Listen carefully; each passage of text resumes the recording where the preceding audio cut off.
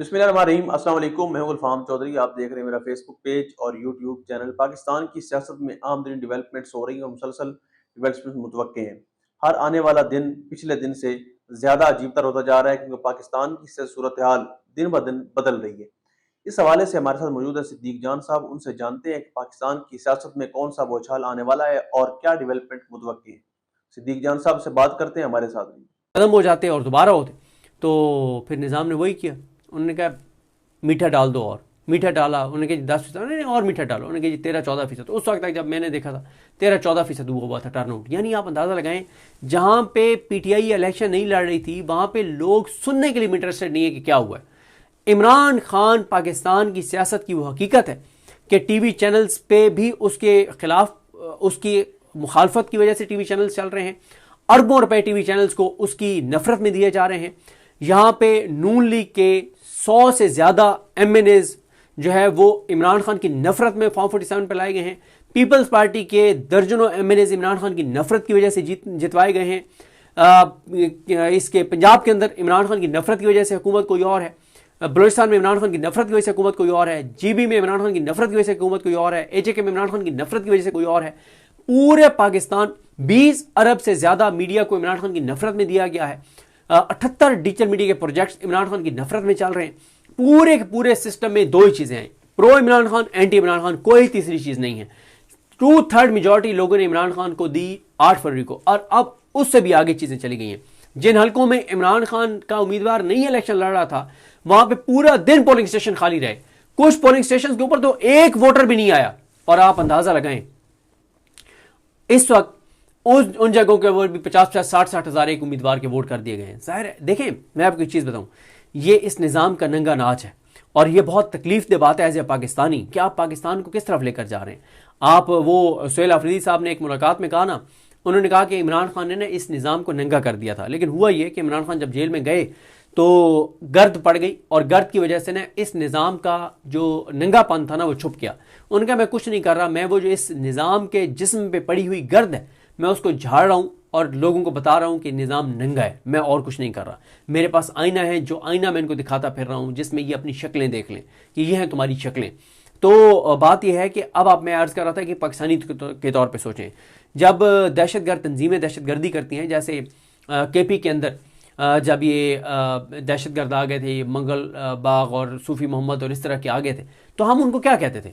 हम क्या पूरा निज़ाम उनको एक बात कहता था, कहते थे कि भाई बंदूक के ज़ोर पे फैसले मुसलत मत करो, तुम ऐसे करो कि तुम पॉलिटिकल पार्टी बनाओ, पॉलिटिकल पार्टी बना के अपना ये जो तुम कहते हो ना कि हमने शरीयत नाफिज करनी है, यही बात अपने मंशूर में लिखो कि हम शरीयत नाफिज करना चाहते हैं पाकिस्तान में, और केपी के सतह पे अगर लड़ना है इलेक्शन केपी में, और फिर तुम इलेक्शन लड़ो। इलेक्शन में अगर लोग तुम्हें वोट देते हैं तो आ जाओ हुकूमत में आओ, वहाँ पे शरीयत नाफिज कर दो।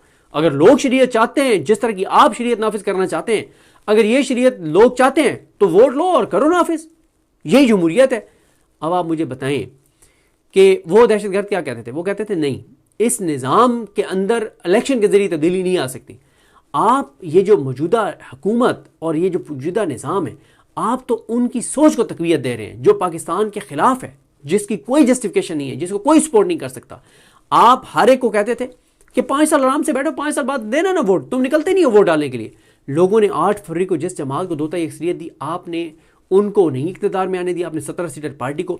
अब आप ये चाह रहे हैं कि हर ज़िमनी इलेक्शन में आप फॉर्म 47 जारी करें और लोगों को सियासत से लाताल्लुक़ कर दें। देखें, लोग लाताल्लुक़ सियासत से इसलिए हुए हैं कि ये ज़िमनी इलेक्शन की सियासत में कि इमरान खान को उम्मीदवार वहाँ पर नहीं था। इमरान खान को उम्मीदवार होता, इमरान खान उधर से पैगाम देते, और फिर आप देखते कि होता क्या है।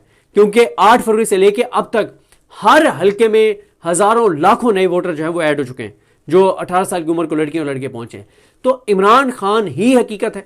इमरान खान को उम्मीदवार होगा तो टर्नआउट होगा, इमरान खान को उम्मीदवार नहीं होगा तो लोग लानत भेजते हैं ऐसे निज़ाम के ऊपर, लोग लानत भेजते हैं ऐसे इलेक्शन के ऊपर, लोग जूते की नोक पे रखते हैं, लोग थूकते हैं ऐसे इलेक्शन के ऊपर, और लोग आते नहीं है वोट डालने के लिए कि हमें कोई ज़रूरत नहीं है। और अंदाज़ा लगाएं, मैं एक और चीज़ पे हैरान हो रहा था, मैंने कई बार रिक्वेस्ट करता हूँ, मैं एक बार फिर मरीम नवाज़ साहिबा से बड़े हम्बल तरीके से, बड़ी आजिज़ी के साथ, बड़ी इनकसारी के साथ, मुझे मरीम नवाज़ साहिबा कहेंगी, मैं हाथ जोड़ के भी उनको कह दूंगा कि ये काम ना किया करें जो आज आपने किया।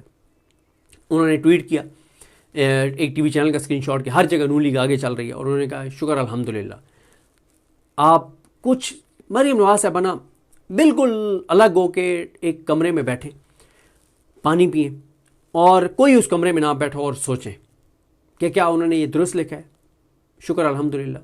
अपने आप से सवाल करें, मैं कोई बात नहीं कर रहा, क्या वो ये दिल से समझती हैं? उनका दिमाग भी यही गवाही दे रहा है, उनका दिल भी यही गवाही दे रहा है कि अल्लाह ने उनको ये इलेक्शन जितवाया। और अगर अल्लाह ने इलेक्शन नहीं जितवाया तो फिर एक ऐसी चीज़ जो अल्लाह ताला ने नहीं की, अगर वो अल्लाह से आप मंसूब करते हैं तो इसका क्या मतलब? अल्लाह माफ़ करे, अल्लाह माफ़ करे। मतलब पाकिस्तान का बच्चा बच्चा जानता है कि आपको ये इलेक्शन किसने जितवाया। पाकिस्तान का बच्चा बच्चा जानता है कि आप ये इलेक्शन कैसे जीते। हकीकत में आप जीते या नहीं जीते। एक ऐसी चीज़ जो हराम है, जो गलत है, जो जिसकी इस्लाम इजाज़त नहीं देता, जो आईनी तौर पे गलत है, कानूनी तौर पे गलत है, इस्लाम में गलत है, शरीयत में गलत है, दीन में गलत है, रवायात में गलत है, उस गलत चीज़ को ये धांधली कौन सी रवायात, कौन सी शरीयत, कौन सा दीन, कोई इसको कोई मज़हब इसको अलाउ नहीं करता। एक ऐसी चीज़ जो इस्लाम तो छोड़े किसी मज़हब में जायज़ नहीं है, उस चीज़ को आप अल्लाह से मंसूब कर रही हैं। खुदारा ये काम ना करें, खुदारा ये काम ना करें।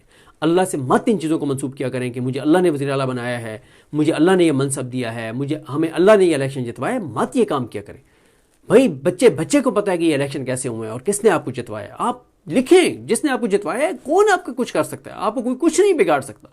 अदालतें आपके साथ हैं, आईनी अदालत आपके सामने साथ है। Chief justice Pakistan justice Yahya Khan साहब आपके साथ हैं, जस्टिस आलिया नीलम साहिबा कोई आपके खिलाफ फैसला नहीं देने लगी। लाहौर हाई कोर्ट कोई आपके खिलाफ फैसला नहीं आएगा, इस्लामाबाद कोर्ट से कोई आपके खिलाफ फैसला नहीं आएगा। इलेक्शन कमीशन आपके साथ है, पूरा मीडिया आपके साथ है, तमाम इदारे आपके साथ हैं, ताकत आपके साथ है, हर चीज़ आपके साथ है।